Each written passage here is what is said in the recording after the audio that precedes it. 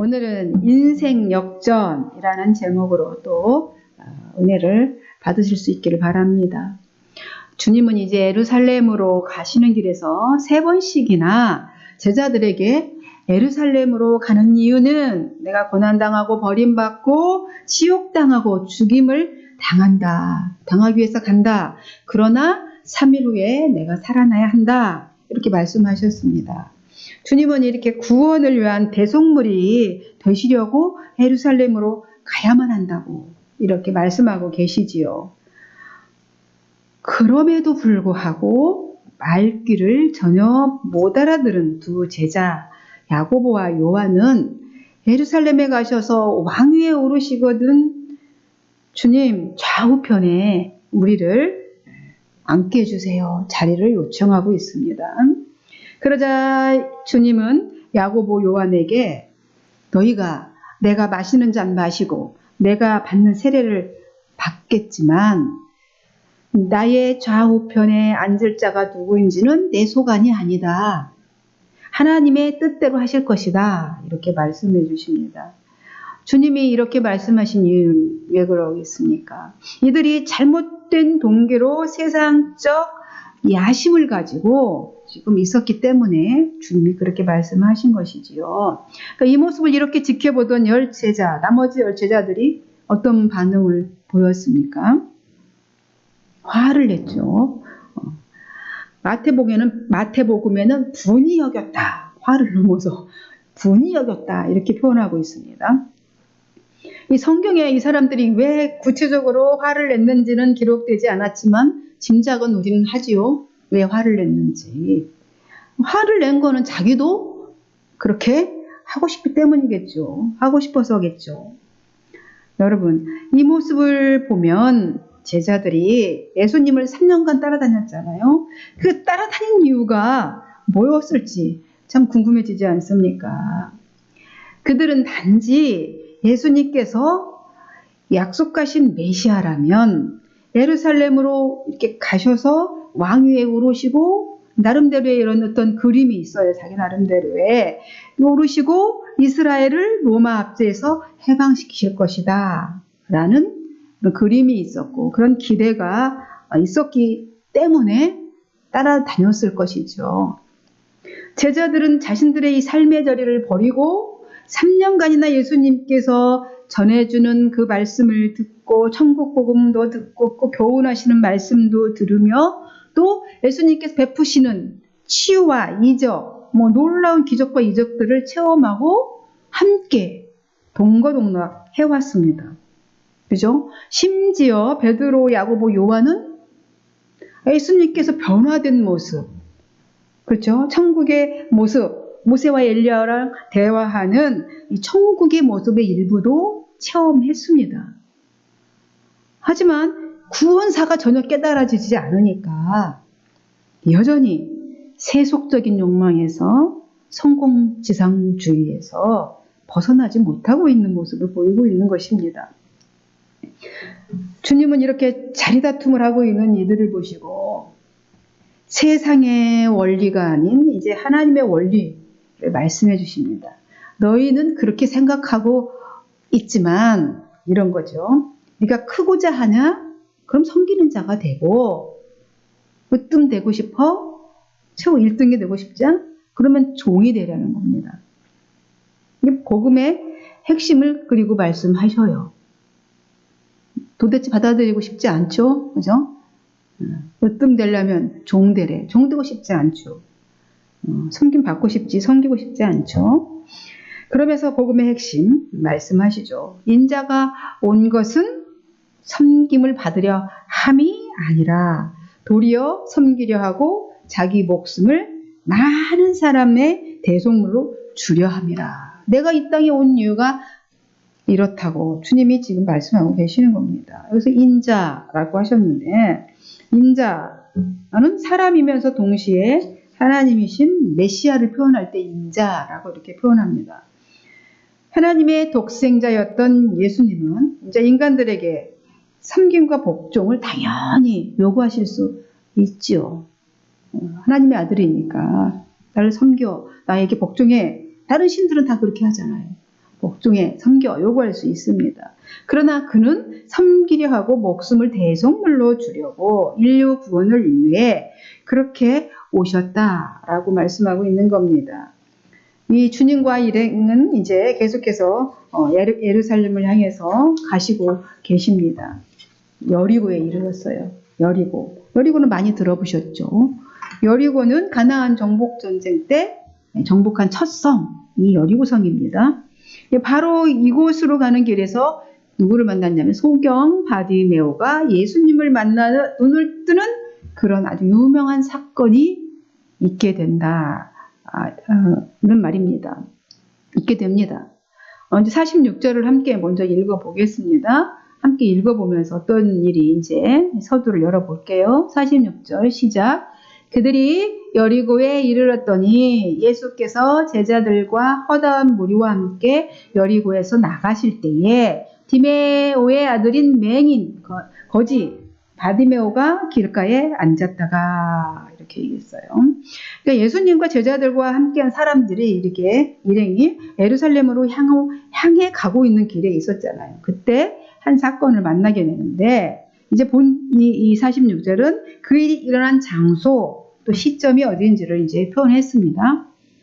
어디라고? 여리고에 이르렀더니, 그래서 여리고에 이르렀더니 하고서는 또 여리고에서 나가실 때 이렇게 표현하고 있어요. 이해가 좀 안 되죠, 이렇게. 그래서 다른 복음서를 이렇게 살펴보았더니 또 누가복음에서는 여리고에 가까이 오실 때, 마태복음은 여리고에서 떠나갈 때 이렇게 표현을 하고 있습니다. 도대체 언제 어디라는 말씀일까요? 왜 이렇게 표현했는지를 이제 살펴보니까 아무튼 여리고에 가는 길 위는 맞죠. 여리고라는 것은 지명은 맞아요. 어느 때, 어느 지점 이것은 정확하지가 않았는데요. 바로 여리고의 어느 길 위라는 거죠. 이 여리고는 고대 도시죠. 이 당시의 여리고는 예수님 당시의 여리고는 이제 구촌과 새 도시, 신도시로 구분이 되어 있었기 때문에 이런 표현이 가능했던 것으로 보여집니다. 예수님 당시 이제 구촌은 이제 거의 이제 황폐화되어 가고 있었고, 지금 우리 여기 수원도 신도시하고 엄청 차이 나잖아요. 그죠? 이제 신여리고는 이제 남쪽 쪽으로 이렇게 좋은 물이 많고 이런 때는 아주 뻗어나가가지고 번성했던 것이죠. 그래서 이 새 여리고는 헤롯이 이제 건설했던 도시인데 물이 아주 많아서 과일들이 이제 곡식들이 아주 풍성한 그런 마을이었습니다. 그래서 헤롯은 이곳에 겨울철 왕궁을 세우기도 했거든요. 남쪽에. 특히 이 여리고에는 그래서 제사장들 그룹들이 많이 살았던 마을입니다. 여리고에. 당시에는 제사장들이 잘 사는 그룹이었잖아요. 그죠? 잘 사는 그룹이죠, 제사장들이. 지금도 우리 목회자들이 잘 사는 그룹인가? 일부는, 그죠? 잘 사는 그룹이었습니다.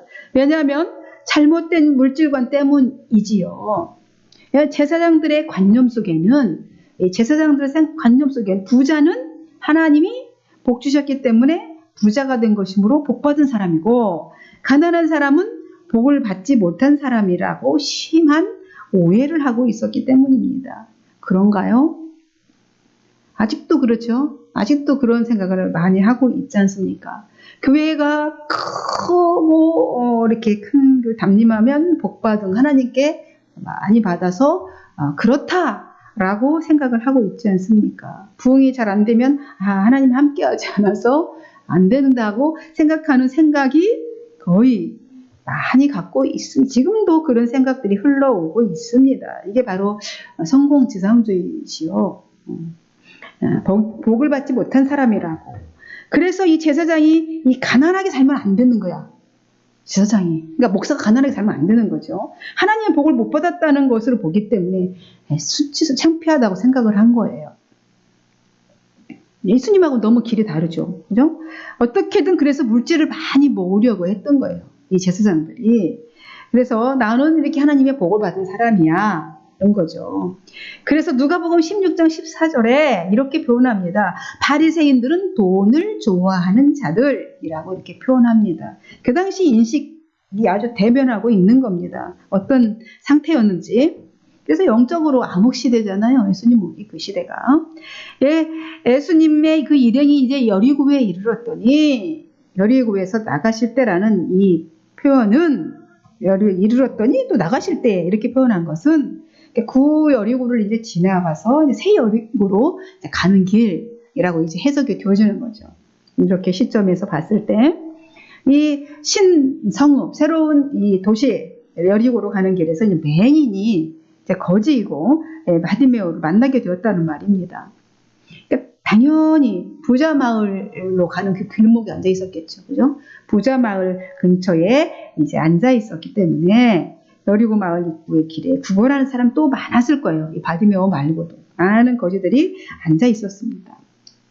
언제나 부촌이 그랬듯이 늘 분익부 빈익빈 아주 심했던 그런 도시 또한 여리고였던 것입니다. 이 길에 앉아있던 이제 거지 맹인 이제 바디메오는 사람이 아니에요. 바디메오 사람 이름이 아닙니다. 오해하시면 안 되죠. 이게 붙여진 그냥 별칭이에요. 다는 알다시피 바요나 시모나 그랬잖아요. 요나의 아들 시모나. 다는 아들이에요. 아들. 디메오는 뜻이 혼돈, 불결, 이렇게 더럽다 이런 뜻이거든요. 그러니까 혼돈의 아들이라는 뜻이잖아요. 그러니까 사람 이름이 아니고 이제 그냥 우리 누구를 보면서 이렇게 이거 누구 이렇게 지칭하잖아요. 그 사람을 그냥 생긴 대로 이렇게 하듯이 이렇게 불결의 아들 뜻이 되죠. 사람들이 붙여준 이름인 것이죠. 어떻든 간에 바디메오는 지금 어디에 있다고요? 길가에 앉았다고 합니다. 그에 대한 정보는 딱 두 가지죠. 맹인이고 거지라는 거죠. 맹인은 앞을 못 보는 사람이죠. 그죠? 근데 눈을 뜨고도 못 보는 사람들도 맹인이라고 하죠. 눈뜬 장님 뭐 이렇게 얘기하잖아요. 그런데 참 궁금한 것이 뭐냐면 성경의 저자가 왜 이 맹인 바디메오 이야기를 제자들 자리다툼, 그죠? 막 자리다툼을 하고 있는 끝에 그 다음으로 이 배치해 놓았을까라는 것이죠.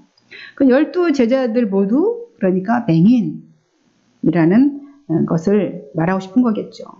주님이 예루살렘에 가는 이유를 3번씩이나 말씀하셨는데도 전혀 영적인 눈이 떠지지 않고 예수님 심정이 어떤지도 알지 못하고 이 자리다툼만 하는 이 제자들의 모습을 통해서 제자들 또한 영적 소경이라는 것을 지적하고자 아마 의도적으로 이렇게 그 다음 순서에 이 이야기를 배치한 것 같습니다.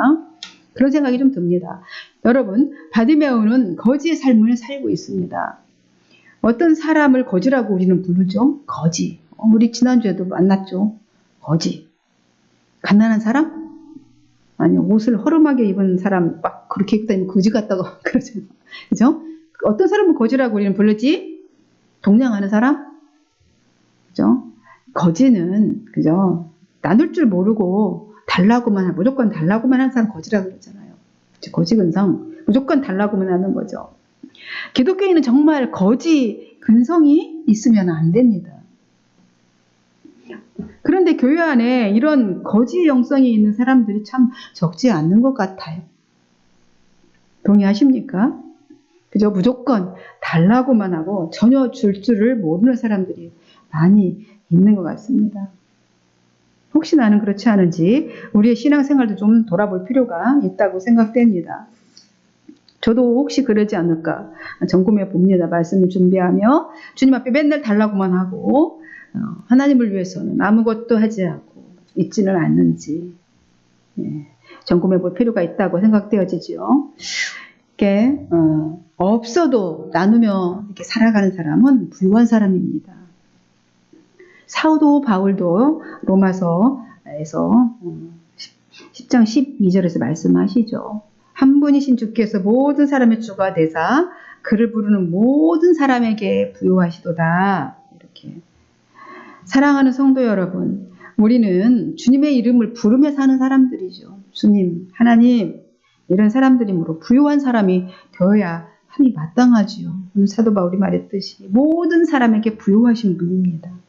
많은 것을 가지고 있어서 부요한 것이 아니라 하나님이 내게 주신 것을 나눌 수 있어서 부요한 것이죠. 하나님이 부요하신 분이기 때문에 아멘이시죠. 아직까지 제자들 역시도 나눠줄 생각은 안 하고 전부 지금 달라고만 하고 있는 모습입니다. 바디메오는 지금 여리고로 가는 길에 앉아 있어요. 지금 길에 앉아 있다는 것은 무슨 뜻입니까? 누군가의 도움을 바라고 그죠? 길에 앉아 있습니다. 그의 삶의 그의 모습에 그의 삶의 방식, 그의 가치관이 드러나 있다고 볼 수 있지요. 그 인생길이죠. 그의 가고 있는 그 세상길, 그 길 위에 지금 앉아 있다는 겁니다. 그때 그렇게 앉아 있는데 그때 그의 귓가에 누군가가 나사렛 예수다! 라고 하는 말이 들려왔습니다. 그러자 눈이 안 보이니까 힘껏 소리를 칩니다. 다윗의 자손이여 나를 불쌍히 여기소서.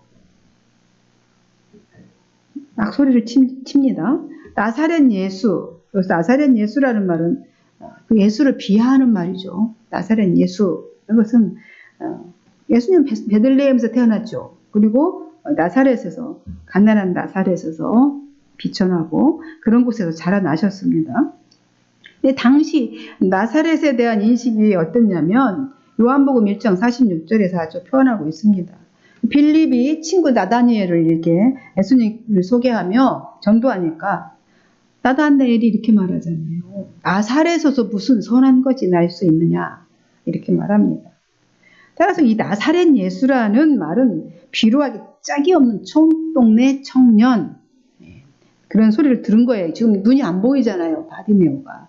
그러니까 자기 귀에 들린 거는 지금 이렇게 들렸다는 말이에요. 그런 사회적인 통념이 있는데도 불구하고 바디메오는 예수님에 대해서 어떤 이해가 있었는지는 몰라도 지금 예수님은 어떻게 부르고 있어요? 다윗의 자손 예수여 라고 소리치고 있는 겁니다. 이 다윗의 자손이라는 말은 그 당시 유대인들에게는 다 신앙적 이름이죠. 신앙적인 이름입니다. 하지만 정치적인 이름이기도 했습니다. 유대인들은 모두 다윗의 후손으로 누가 온다고 생각했죠? 메시아가 온다고 것을 다 알고 있어요. 온다는 것을 다 알고 있었습니다. 당시 이제 그들이 고대한 메시아, 그 메시아는 지금 현재 제국의 앞자리에 있기 때문에 이 억압받는 상황에서 이 정치적으로, 경제적으로 해방시켜줄 메시아라고 이해를 하고 있었습니다. 제자들이 그러고 있잖아요, 지금. 그랬으니 이 일반 백성들 또한 오죽하겠습니까?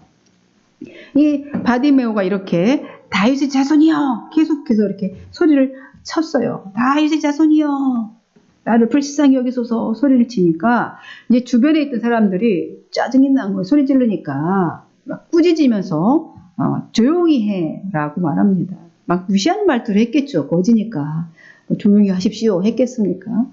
그 조용히 하시오 시끄럽게 입담으로 막 했든지 시끄럽다고 조용하라고 했겠죠. 그런데 바디메오는 이제 아랑곳하지 않고 더 큰 소리, 성경에 보니까 더 큰 소리로 외칩니다. 아주 절규하듯이 외치는 거죠. 놀라운 것은 이렇게 바디메오가 하는 것이 참 놀라운 것은 누구에게 들었는지 몰라요. 눈이 멀었으니까 들었겠죠. 근데 구약 성경을 알고 있었다는 거죠. 부모님에게 들었는지 지인에게 들었는지 알 수 없지만 성경을 알고 있었던 거죠. 이사야 35장 5절 6절에 보면 그때의 맹인의 눈이 밝을 것이며 못 듣는 사람이 귀가 열릴 것이고 그때 저는 자들이 사슴같이 뛸 것이며 라고 하는 말씀을 알고 있었던 거예요. 그러니까 지금 그 예수가 지나간다는 소리에 있다는 소리를 듣고 눈은 보이지 않지만 그게 절규하듯이 외친 거죠. 이 눈이 실명이 되면 그때뿐만 아니라 지금도 못 고치죠. 눈 뜨게 못 하잖아요. 고칠 수 없는 병. 오직 누구만 가능해요. 하나님만 가능한 겁니다. 그래서 절규하듯이 다윗의 자손이요 외친 거죠. 그때 지나가시던 주님의 발걸음을 멈추십니다. 주님이. 그 길에는 많은 거지들이 앉아 있어서 도와달라고 한 푼 주십시오 외치고 있었겠죠. 하지만 오직 바디메오가 주님의 발걸음을 멈춰서게 합니다. 주님이 그를 불러오라 이렇게 말씀하십니다. 그러자 사람들이 이제 바디메오에게 가서 너를 부르신다. 그가 안심하고 일어나서 와라 이렇게 하자 이 주님이 부르신다는 말을 듣자 이 바디메오는 자기가 그런 절실함을 드러내듯이 즉각적인 반응을 보이지요. 거기에 거지니까 막대기, 거기에 맹인이니까 막대기도 있었겠죠. 막대기 스틱도 있었을 거고 그것도 챙기거나 동양 그릇을 챙기거나 뭐 옷을 자기 입었던 것을 챙기지 않고 도리어 입고 있던 겉옷을 마저도 벌떡 벗어버리고 뻘떡 일어나서 예수님께 달려갑니다. 이 행동이 그의 그쵸? 그 절실함과 그의 믿음과 그의 모든 인성과 인격과 이런 게 다 드러내는 것이죠. 그는 아무것도 볼 수 없는 맹인이었지만 주님이 자신을 구원하실 수 있다라는 그 확신을 가지고 있었기 때문에 자신이 갖고 있던 모든 것을 다 버리고 주님께 나간 것입니다. 지금까지도 아직까지도 꼭 필요했던 것들이잖아요. 지팡이, 그죠? 동양 그릇, 옷. 이제는 다시는 자기한테 필요 없다라는 거죠. 이게 대단한 건 아닙니까? 우리는 주님 해줄 거 알면서도 늘 안절부절 이런 모습들이 있는 것을 보게 되는데 다시는 이런 것들이 필요하지 않을 것이 믿음의 행위로 이렇게 보여졌다는 겁니다. 우리도 주님 앞에 매일 이렇게 부르심 앞에 있어요. 주님 매일 부르시기 때문에 우리가 여기 이렇게 응답으로 앉아 있는 것이죠. 언제든 그분의 말씀을 순종할 준비를 하고 그 말씀 들을 준비를 하고 순종할 자세로 있어야 되는 거죠. 바디메오처럼 언제든지 부르시면 뛰어나갈 준비가 되어 있어야 되는 거죠. 겉옷은 바디메오의 모든 것입니다.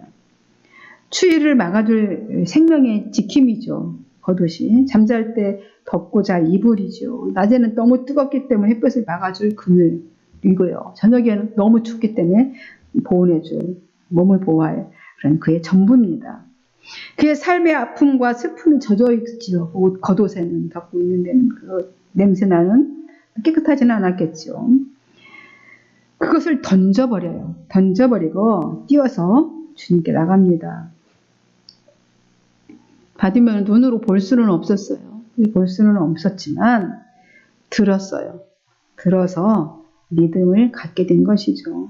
그래서 들음은 말씀으로, 믿음은 들음으로 말미암아, 들음은 예수 그리스도의 말씀으로 말미암느니라 그랬잖아요. 듣는 것이 굉장히 중요합니다. 그래서 말씀을 계속 제가 들으라고 여러분에게 계속해서 말씀하시는 거죠. 주님은 그에게 물으십니다. 내게 무엇을 하여 주기를 원하느냐? 이렇게 물어요. 이 물음은 야고보 요한에게 똑같이 물었던 물음이죠. 주님은 바디메오의 소원을 모르진 않을 거죠. 뭘 해주기를 원하겠어요. 눈 멀었는데. 당연히 눈을 뜨는 것이겠죠. 그러나 그의 확실한 신앙 고백을 듣기 위해서 물으시는 겁니다. 너의 정체성, 네가 지금 맹인이지 라는 것을 자기 자신이 인지하고 인식하고 그것을 정말 뜨기를 원하느냐. 이와 똑같은 물음 야고보에게 했지만 그들은 어떻게 대답했어요? 뭘 해주기 원하니? 예수님이 왕이 되시면 좌우에 그죠? 앉게 해주십시오 라고 했습니다. 명예 권력을 구했지요. 그런데 바디메오는 지금 뭘 원하냐면 보기를 원합니다. 바디메오는 보기를 원합니다. 가장 근본적인 문제 해결, 눈을 뜨는 것을 절실하게 여겼어요. 그에게는 명예, 권력 아무런 의미가 없었습니다. 맹인이 눈을 떠보는 것이 가장 큰 소원 아니겠습니까? 그러니까 주님이 그의 그 절실함과 그 믿음을 보시고 가라 내 믿음이 너를 구원하였느니라 이렇게 선포해 주십니다. 거지 맹인 바디메오는 이제 구원받았습니다. 구원받았네, 나 자유 얻었네. 거지 바디메오, 맹인 거지 치유되고 구원받았습니다. 이제 예수님만 만나면 이렇게 문제가 해결이 됩니다. 사도행전 보면 이런 이야기가 또 있잖아요. 3장에 보면 성전 미문에 38년 된 나면서부터 걷지 못한 병자가 구걸하고 있는데 베드로, 요한이 기도하러 성전에 올라가다가 그를 고쳐주는 내용이 기록되어 있습니다. 베드로에게 돈을 달라고 했겠죠. 그분이. 그랬더니 뭐라고 했습니까? 은과 금은 내게 없거니와 내게 있는 이것을 내게 주노니 이것. 나사렛 예수 그리스도의 이름으로 일어나 걸으라. 이렇게 말합니다. 그러자 그가 일어나 걷고 뛰고 찬송하며 성전으로 들어가더라. 이렇게 기록되어 있습니다. 예수 그리스도, 그 이름 안에 모든 것이 달려 있습니다. 예수라는 뜻은 자기 백성을 그들의 죄에서 구원할 자라는 뜻이지요. 예수, 자기 백성을 그들의 죄에서 구원할 자. 우리 기다리고 있는 메시아를 기다리죠. 우리 대방절을 지금 보내고 있습니다. 사랑하지 않는 사람은 하나님을 알지 못해요. 사랑을 모르는데 하나님은 사랑이십니다. 그렇기 때문에 사랑하지 않는 사람은 하나님을 알지 못하는 것이죠. 하나님의 사랑만이 사람을 살릴 수 있습니다. 그 사랑을 나타내신 것이 바로 예수 그리스도를 보내서 대속물이 되게 하신 것입니다. 예수님만이 천국으로 가는 길을 알고 있어요. 내가 길이요 진리다 생명이다 그랬지 않았습니까? 자신이 자신을 그렇게 얘기했습니다. 예수님이 천국이죠. 이 구약에 나타난 하나님의 여러 이름들이 있습니다. 그죠? 구약에 나타난 히브리어로 보면 엘로힘 하면 강하신 하나님이란 뜻이에요. 엘 세다이 하나님. 구약 성경에 이 하나님이 구구절절히 말씀을 이제 통독하라고 했으니까 들으시면 강하신 하나님이 나타나요. 그 성경 구구절절에 그죠? 강하신 하나님이 나타나. 엘리온 지극히 높으신 하나님의 모습이 드러납니다. 그리고 엘올람 하나님의 영원하신 하나님. 여호와 로이 그래서 또 옥자이신 하나님. 여호와 니시 하나님의 깃발, 하나님 나의 깃발, 나의 승리자 되신 하나님, 승리하게 하신 하나님, 전쟁에 늘 이기게 하시는 하나님. 여호와 이레 준비하시는 예비하시는 하나님. 여호와 라파 나는 치료하는 여호와라. 여호와 라파의 하나님. 여호와 샴마 항상 내가 거기 먼저 가고 계신 앞서가신 하나님. 항상 거기 계신 하나님.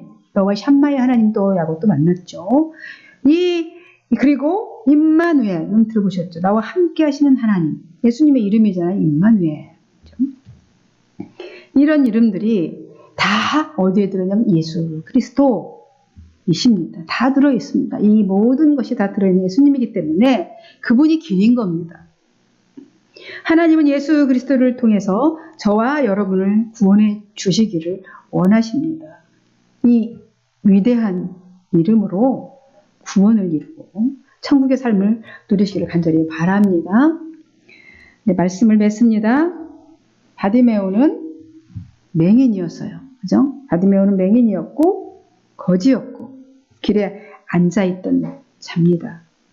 그러나 예수님을 만나서 본질이 완전히 바뀌는 인생 역전이 되었습니다.